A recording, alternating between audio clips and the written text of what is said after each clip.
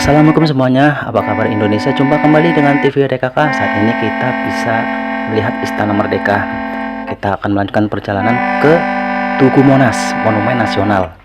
Tapi di Istana Merdeka kita tidak bisa mendekat ya. Dan kita juga kurang beruntung karena tidak bisa melihat langsung Bapak Presiden berada di sana, Pak Jokowi. Ya sudah, kita lanjutkan ke Monas saja teman-teman.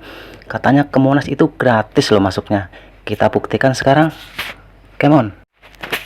Saya sarankan teman-teman kalau datang ke sekitar Istana Merdeka, Istana Negara ataupun sekitar Monas sebaiknya hari Sabtu atau Minggu. Kenapa? Karena hari itu adalah hari kendaraan cukup lengang ya. Jadi bisa berolahraga, yang suka jogging, lari ataupun bersepeda bisa lebih leluasa ya dibandingkan hari-hari kantor-kantor sibuk ya, Senin hingga Jumat ya, itu kan hari sibuk ya, orang kerja pada sibuk, kemudian jalanan pun akan padat dengan kendaraan ya. Dan ini saya sudah berada di gerbang Monas ya. Ini gerbang pintu barat ya, yang dekat Jalan Merdeka. Kalau datang ke sini bisa naik busway ya atau Transjakarta, turun di halte Monasnya langsung teman-teman, di depannya. Teman-teman se-Indonesia, kali ini saya akan ajak kalian semuanya melihat suasana di sekitar Monas ya. Kita akan masuk ke dalamnya. Apakah benar tidak dikenakan tiket atau biaya masuk?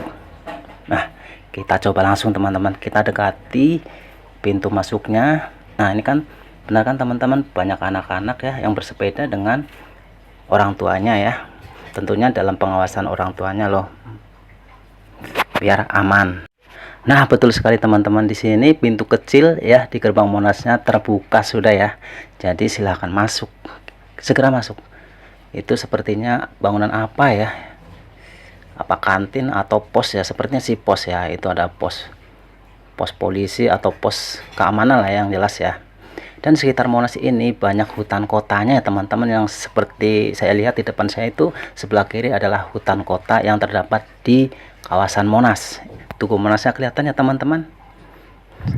Nah, ini di depan pintu gerbang barat ada kawasan hutan Monas ya.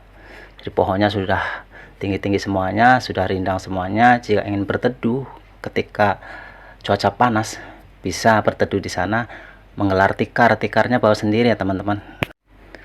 Dulu kalau malam di area Monas ini ada atraksi air mancur ya. Air mancurnya berwarna-warni ya dulu ya, tapi kalau sekarang kondisi saat ini saya belum tahu, karena selama itu saya belum pernah kesini lagi, dan baru saat ini saya baru mengunjungi Monas. Kalau di Indonesia ada Tugu Monas, kalau di Prancis ada Menara Eiffel, kalau di Singapura ada patung singa ya. Kalau di Amerika itu patung apa ya, kok saya lupa ya, tiba-tiba blank teman-teman. Teman-teman tebak sendiri ya, di Amerika itu ada patung apa. Itu sebagai seperti simbol-simbol ya jadinya ya, seperti Tugu Monas untuk Indonesia dan lain sebagainya. Dan ini kawasan hutan ya untuk di sekitar Monasnya. Dan di sini katanya banyak habitat burung daranya teman-teman, dan burung-burung yang lain. Tapi kalau burung daranya di sini memang dipelihara ya, dan ada kandangnya. Coba nanti kita lihat satu persatu. Kawasan hutan kota ini tentunya sangat bermanfaat ya. Salah satu manfaatnya adalah menghasilkan oksigen sebagai paru-paru kota, kemudian menyerap karbon ya. Karbon kan sangat berbahaya ya. Nah, tentunya di kota itu butuh sekali hutan kota, yang dimana sudah banyak bangunan yang berdiri dan sangat padat. Harusnya memang setiap jarak berapa kilometer itu ada hutan kota. Bagusnya seperti itu. Nah, ini teman-teman, di atas itu ada burung dara banyak sekali ya. Itu tidak hanya puluhan tapi ratusan ya. Itu terbangnya ngumpul ya. Nah, ya teman-teman, itu di atas burung dara. Tidak bisa dihitung ya. Itu mungkin berapa ratus, mungkin itu bisa lebih dari 500 ekor teman-teman. Nah, ini sebelah kanan atas ya, itu ada kandangnya ya teman-teman, kandang burung dara. Yaitu pada berterbangan juga di atasnya, di pohon. Bagus sekali ya, mempercantik kota Monasnya. Ini keindahan alam Monas. Ini juga banyak pohon-pohon Kamboja ya. di sekitar Monas. Suara kicaunya burung sangat ramai sekali ya. Jadi tidak hanya burung dara saja ya yang bisa hidup di sekitar kawasan hutan Monas ini, teman-teman. Teman-teman, sekarang kita kembali ke arah Monas. Kita akan jalan ke sana, kita akan lebih dekat lagi jalan ke arah Tugu Monasnya. Setiap hari Minggu pagi ataupun sore ya, Monas itu akan selalu ramai ya. Kebanyakan warga Jakarta sendiri ya yang datang ke sini untuk berolahraga dan lain sebagainya. Ada juga di dalam yang senam. Dan ini kita bisa lihat gedung-gedung di sekitar Monas ya. Gedung-gedung pencakar langit di sekitar Monas, teman-teman.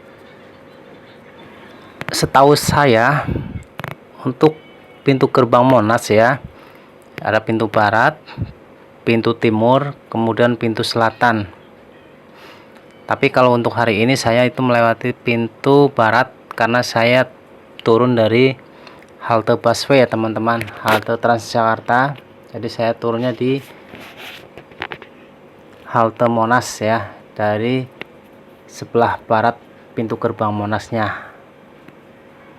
Pintu selatan juga ada, pintu timur juga ada. Kalau pintu timur itu dekat dengan stasiun Gambir, teman-teman.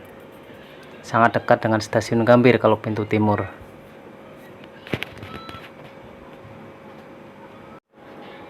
Jika suatu saat teman-teman yang di luar Jakarta ya ingin datang langsung ke Monas ya, melihat Monas dari dekat ya, itu bisa datang menggunakan transportasi umum sampai juga ya, ataupun transportasi pribadi ya, kendaraan pribadi juga. Di Monas ada lahan parkirnya, teman-teman.